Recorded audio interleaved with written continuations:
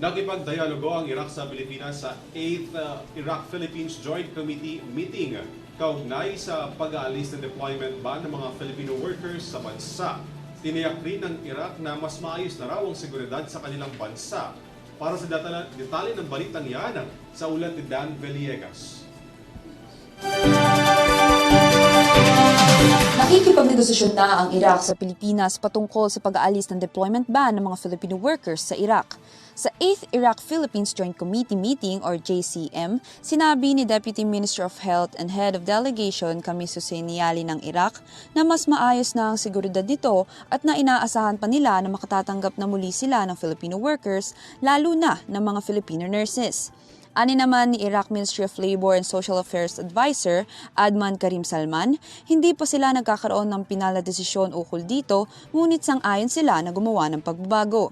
Samantala, sinabi naman ng Department of Migrant Workers or DMW na kailangan muna suriin na maigi ang sitwasyon sa Iraq at kung kinakailangan ay bisitahin ito bago alisin ang deployment ban sa bansa. Sa ngayon, kasalukuyang iminumungkahi ng Iraq ang renewal ng 1982 Memorandum of Agreement para sa mobilisasyon ng mga manggagawa sa pagitan ng Iraq at Pilipinas. Para sa EuroTV News, Dan Villegas, sumasaludo sa bawat Pilipino.